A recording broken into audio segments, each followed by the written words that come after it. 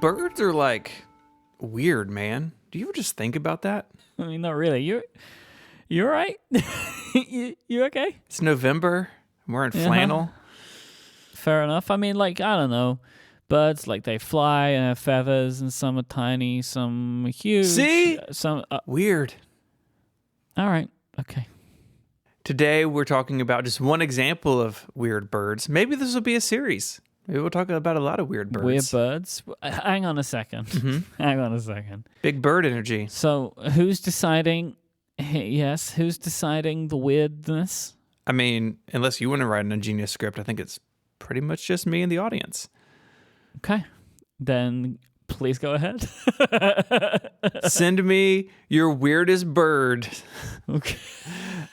We're gonna start with the flamingo. Believe it or not, you got to believe it's true. There are 6 species of flamingo, which we're going to talk about in a little bit. Was that surprising to you? That was surprising to me. I just assumed there was one flamingo. Yeah, that they were just all the same. The flamingo, yeah. We'll talk about some of those in a little bit, but first let's get some general flamingo front matter out of the way. Some flamingo fast facts, as it were. You're really on one today, aren't you? Okay. Flamingos are well known for their pink color. This comes from bacteria and beta-carotene obtained from their food. In the wild, the more vibrant a flamingo, the healthier that flamingo is. If you come across a white or pale flamingo, it is probably malnourished or otherwise an unhealthy flamingo. Interestingly, captive flamingos often turn a pale pink, even if they are not fed carotene at levels comparable to birds in the wild. And of course, plastic flamingos are usually always bright pink. They don't eat anything.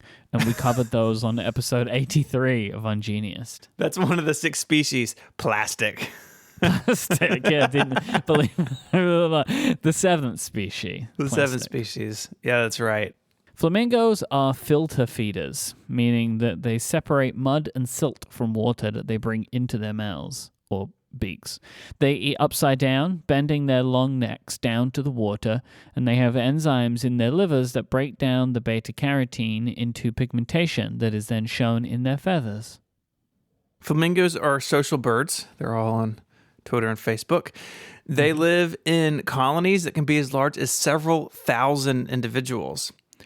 When it's breeding time, these colonies will break into smaller groups of between 15 and 50 birds.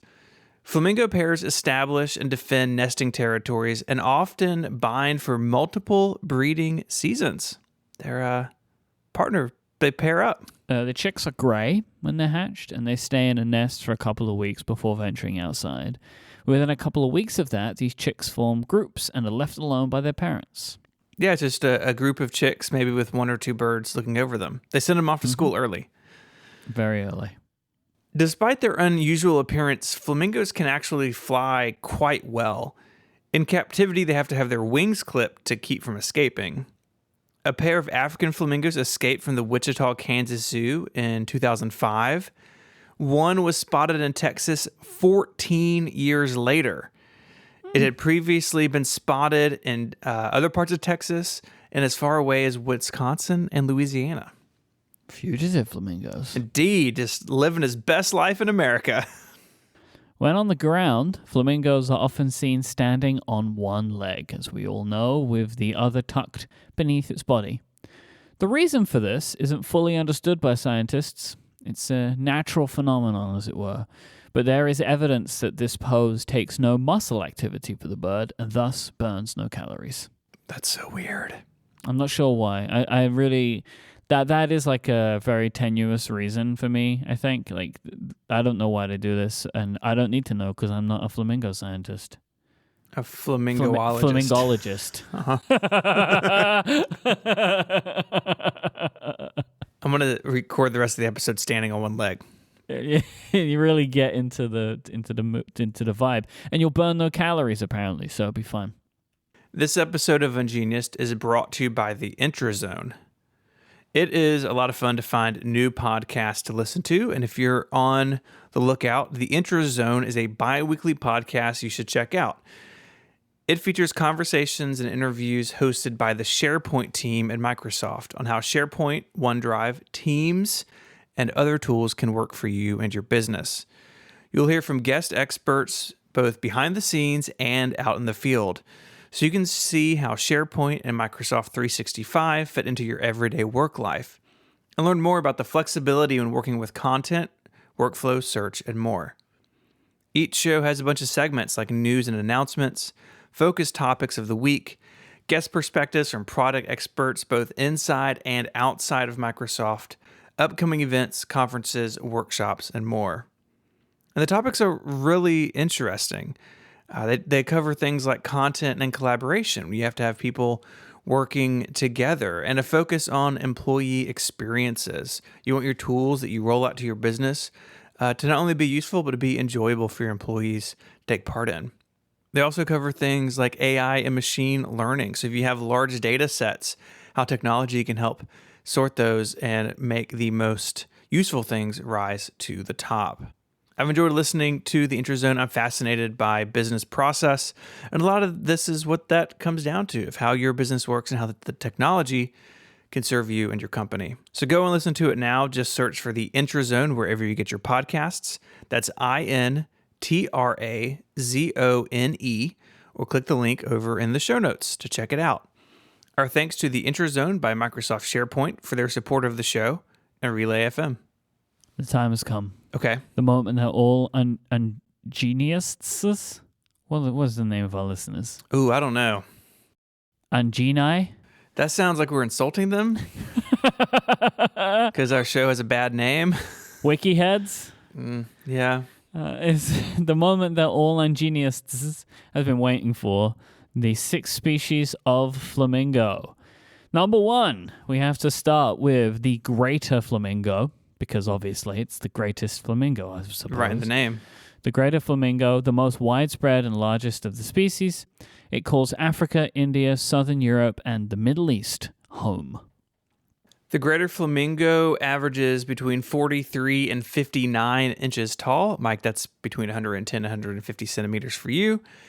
And weighs between about 4.5 to 8.8 pounds, or 2 to 4 kilograms. I feel like if this bird flies into you when you're walking down the beach, it's going to hurt. You feel it. Yeah. You'd feel that. Yeah. They typically reside in shallow coastal areas with lagoons, and they live between 30 and 40 years in the wild. Number 2, the lesser flamingo. Oh man, it's not as good as the greater flamingo. Wah, wah. It's the smallest species. The lesser flamingo can weigh from 1.2 to 2.7 kilograms. The standing height is around 80 to 90 centimeters. You're not going to do the conversions for me? I did them for you. I'm not going to bother doing the conversions. No, I know people want both measurements. Like I know we hear that from the ingeniouses, but it's a real pain to read both. It doesn't sound good to listen to, I think. Just do the conversions. Just say, hey Siri, what's 1.2 kilograms in pounds? And then you'll be fine. Beep. That is 2.6 pounds. There you go. See? Easy. See how easy that was? Despite the slightly demeaning name, the lesser flamingo is the most numerous species. There's a lot of these things. That doesn't make any sense. That doesn't make any sense at all. They are found in sub-Saharan Africa as well as northwestern India. I have a question for you as the writer of this episode. What is the difference between the most numerous and the most widespread and largest? Widespread is the territory they cover. Is much broader because they're Africa, India, Europe, and the Middle East. And you mean physically largest, right? When you said largest? And also physically the largest. They're the bruisers of the flamingo family. Yep. And then the lesser flamingo, even though they live in a smaller geographic area, there are more individual flamingos. It is confusing. Thank you so much. I appreciate that. No, it's no apologies needed. The number 3 is the Chilean flamingo. Lives in South America, as you would assume, and is about the size of the greater flamingo, but not as big. They have gray... It's getting up there. They have gray legs with pink joints and feet. Just like me.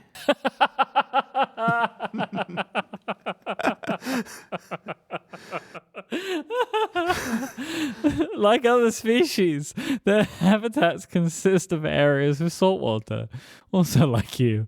However, these birds are considered endangered as their habitats continue to shrink. James's flamingo. Number 4. Number 4, it's a species named for Harry Berkeley James, a British naturalist who studied this specific species of flamingo. It was actually thought to have been extinct, but then they were rediscovered in the 1950s. James's flamingo is closely related to the Andean flamingo, which I guess is number 5? Number 5. Yes, a little foreshadowing. Flamingo foreshadow, and lives in the same region of Peru, Chile, Bolivia, and northwest Argentina.